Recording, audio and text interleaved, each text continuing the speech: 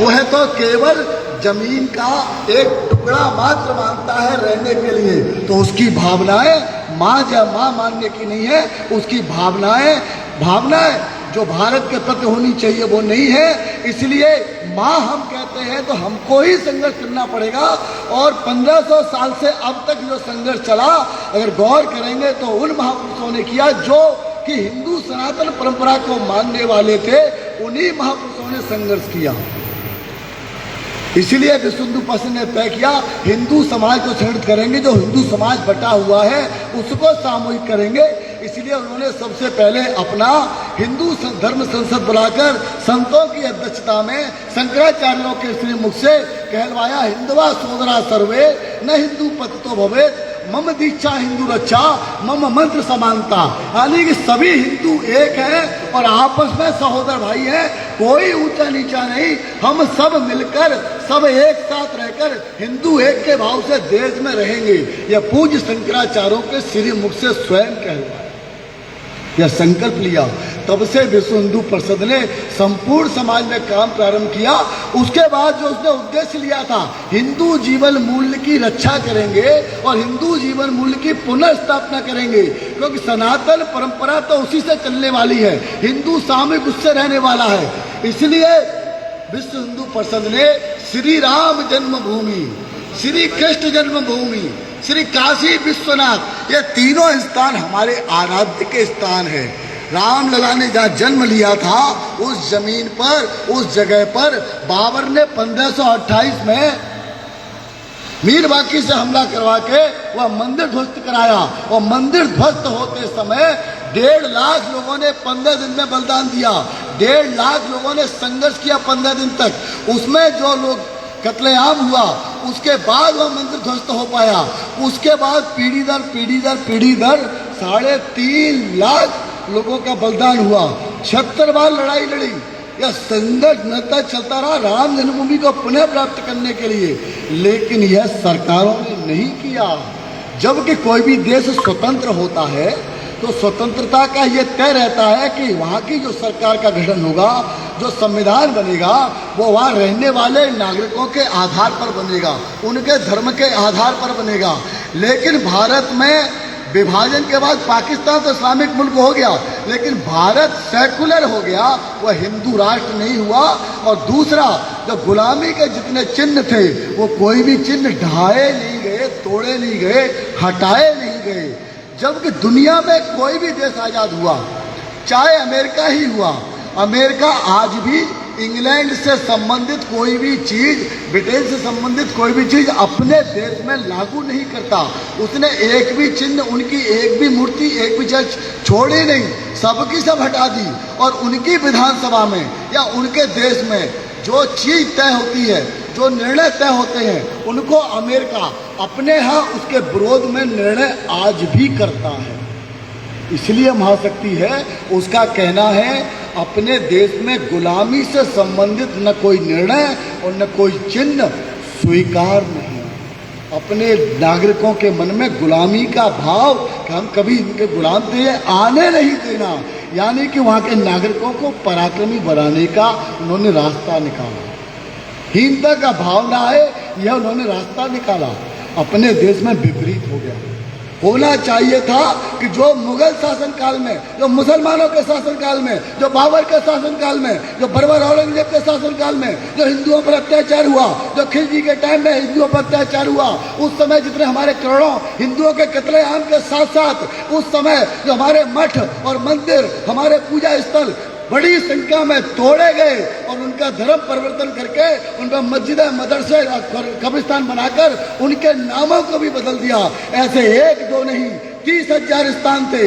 इन 30,000 स्थानों को उसी समय, उसी दिन लिखित रूप से वापस करना चाहिए था।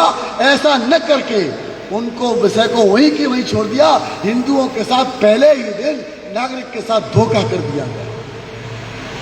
यह काम होना चाहिए था शासन के द्वारा, लेकिन नहीं हुआ। तब विश्व हिंदू परिषद ने 1984 में राम जन्मभूमि का मुद्दा लिया। उसके सामने हिंदू समाज था, उसके सामने हिंदू जीवन मूल्य थे। वो अपने जीवन मूल्यों की रक्षा करने का संकल्प हमने लिया था, पुनर्स्थापना का हमने संकल्प लिया था। हमने तय किया कि हम हिंदुओं को संगठित करेंगे और संगठित करके राम जन्मभूमि वापस लेंगे, उसकी रक्षा तो राम जन्मभूमि की पुस्तक के पुनर्स्थापना करेंगे। पुनर्स्थापना करके हमारा जो पूर्व अपमान हुआ था उस अपमान का परिमार्जन करेंगे।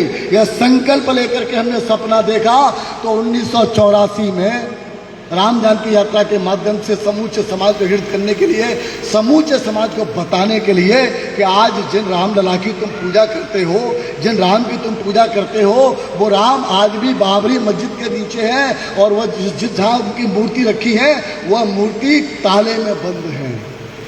ये समाज को पता भी है कि नहीं पता? आज तो टीवी चैनल चल गए, पता लग जाता है। पहले गूगल ने बाबा नहीं था, लेकिन यह पता करने के लिए जानकी यात्राएं निकाली, उस यात्रा का रास्ता रोका तो संघर्ष की स्थिति हो गई। उस समय संघर्ष में जैसे आज मंच पर साधु संत सन्यासी बैठे हैं, ऐसे तब भी पूज्य अशोक सिंघल के साथ साधु सन्यासी थे। उन्होंने रास्ता सुझाया कि यह यात्रा में जो बाधा आ रही है, ये यात्रा निकलने की जो आज़ादी नहीं मिल रही है, यात्रा निकालने की अनुमति जो नहीं मिल रही है, तो इस समय जो हिंदू नौजवान आए हैं, इन नौजवानों के गले में ऐसा भगवा पटका डालो और हाथ में दंड दे दो। यह नौजवान लखनऊ, अयोध्या से लखनऊ यात्रा लेकर जाएंगे। जहाँ जहाँ गांव, जहाँ जहाँ नगर, जहाँ जहाँ शहर पड़ेंगे, उन शहरों में बजरंग वाहिनी बनाकर हिंदू नौजवानों का गठन करो सुरक्षा के लिए। इसलिए बजरंग दल का उस समय उन्होंने कहा कि जो नौजवान होते हैं वो बजरंग शरीर जैसे होते हैं, उनका शरीर बलिष्ठ होता है। इस उम्र में जो वो संकल्प ले लेते हैं वो संकल्प पूरा करते हैं। इसलिए इसको नाम दिया गया बजरंग दल, क्योंकि उसका जन्म हुआ था संघर्ष में, संघर्ष के समय में। और किसके लिए स्थापना हुई थी?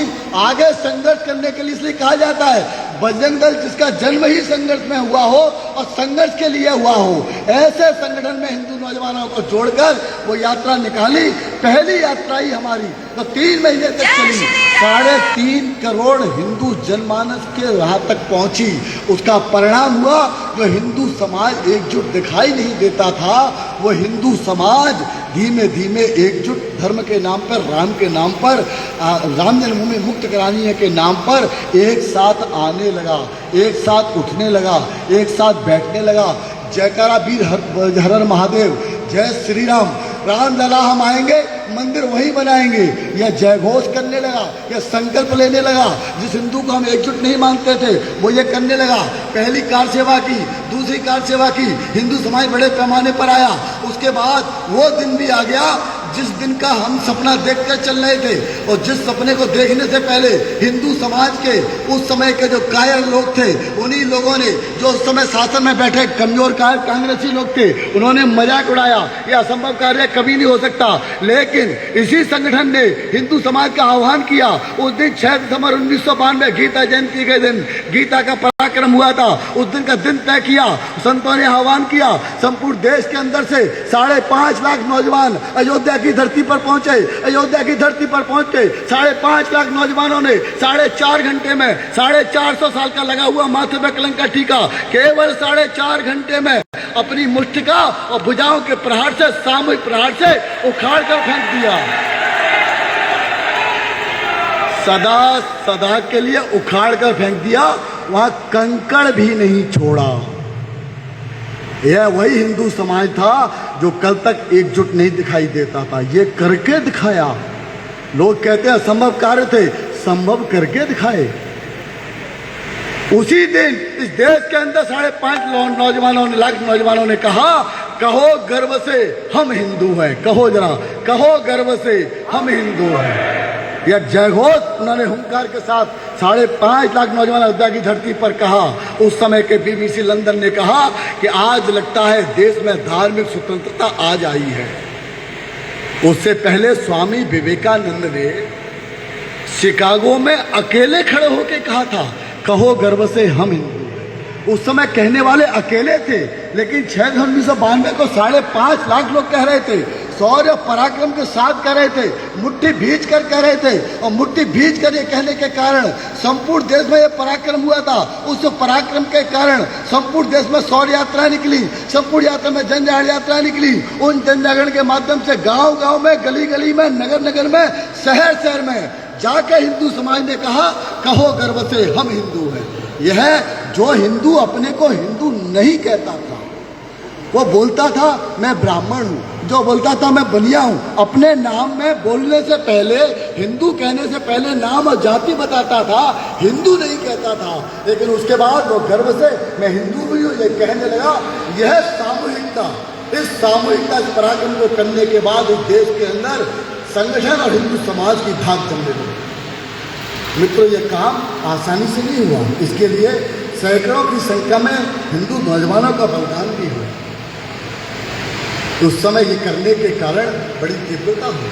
इस आंदोलन को जब कोर्ट में चला गया, उसी समय रामलला में रामलला का मंदिर भी स्थायी रूप से बनाया, क्योंकि हमने कहा था हम पुनर्स्थापना करेंगे। उसी स्थान पर 1 घंटे में राम जी का टैंक में मंदिर बनाया और अखंड पूजा अर्चना शुरू कर दी। अखंड पूजा अर्चना शुरू करने के बाद दुनिया में किसी की इतनी हिम्मत नहीं रही हमारा पराक्रम, सामूहिक हिंदू का पराक्रम देखकर, कि वहां पर वो नमाज या अजान करने की कोई देश में बात भी कर देता। यह साहस उनका बचा नहीं। और अखंड पूजा रामलला की हुई। आज जो कल कहते थे ये सपना कभी पूरा नहीं होगा, 5 अगस्त को देश के प्रधानमंत्री, संघ के सरसंघचालक मोहन भागवत जी ने उस स्थान पर भूमि पूजन किया, मंदिर का निर्माण उसी स्थान पर प्रारंभ कर दिया जिस स्थान पर कभी बाबरी ढांचा बनाया गया था। अपने पराक्रम से, अपने हिंदुओं के पैसे से, और छोटा नहीं 50 फुट गहरी शिलाखंड बना करके, पर्वत की चट्टान बनाकर उस स्थान पर 161 फीट ऊंचा, पहले से भी 3 गुना बड़ा 161 फीट ऊंचा मंदिर का निर्माण चल रहा है। जो आने वाले समय में हम गौरवशाली पीढ़ी कहलाएंगे। 1528 में हमारे पूर्वजों ने मंदिर टूटते हुए देखा था, लेकिन उनका आज ये पड़पोता, हम सब उनके पड़पोता ही कहलाएंगे। उन 1528 से अब तक की जो पीढ़ी चली आ रही है, हम अपनी आंखों से राम मंदिर में रामलला को विराजमान होते देखेंगे। और वो जो श्री कलश लगा होगा, उस श्री कलश को देखकर, रामलला की मूर्ति का दर्शन करके, हम अपने पूर्वजों के हाथ जोड़कर उधर मुंह करके कहेंगे कि हे मेरे पूर्वजों, तुम्हारे सामने जो हमारा अपमान हुआ था, श्री कलश भी देख रहा हूँ, रामलला को विराजमान करता हूँ। यह रथ हमारे सामने केवल और केवल 2 साल में आने वाला है। हम वो पीढ़ी बनने जा रहे हैं। सोच कर देखिए, यह पराक्रम किसने किया? जो बटा हुआ हिंदू था वो संगठित हो गया, तो ये पराक्रम हो गया। इसीलिए यह मार्ग हम सबको स्वयं तय करना है। आज इस्लामिक जिहाद को करने वाले षड्यंत्र रचकर बैठे हैं। वो क्या षड्यंत्र रच रहे हैं? इस देश के अंदर का विभाजन के बाद मुसलमान चले गए होते तो कोई संकट नहीं होता। संकट उनके कारण ही है देश में धर्मांतरण, उनके कारण ही है लव जिहाद, उनके कारण ही है आतंकवाद, उनके कारण ही है लव जिहाद, उनके कारण ही है। अन्यथा देश में कोई होता नहीं। उनके कारण ही दंगा है, उनके कारण ही अराजकता है, उनके कारण ही गौ हत्या है। ये सारे काम कौन कर रहा है? कर तो वही रहे। आतंकवाद की बात तो कहते हैं ये धर्म का मामला नहीं है, ये आतंकवादी धर्म से, इस्लाम से नहीं है। भाई जो पकड़ा जाता है वो सबके सब इस्लाम को मानने वाले क्यों होते हैं? वो सब इस्लामिक जिहादी क्यों होते हैं? उनका नाम सब मुसलमानी क्यों होता है? आप कल्पना करके देखिए किस काम में लगे हैं। जैसे हमारे यहाँ जब शिक्षक पढ़ाते हैं तो कहते हैं कि दीमक भी मेहनत करती है, दीमक भी काम करती है, लेकिन वो विनाश का काम करती है। इस्लामिक जिहादी मेहनत तो कर रहे हैं, पर दीमक की तरह मेहनत कर रहे हैं, देश को नीचे से खोखला कर रहे हैं। यह जो हिंदू आबादी है, इस हिंदू आबादी को भूल लगाने का काम कर रहे हैं। इस हिंदू आबादी को मिटाने का, इस हिंदू आबादी का अस्तित्व खत्म करने का वो खूब प्रयास कर रहे हैं। उसके नापाक इरादे पाल कर बैठे हैं।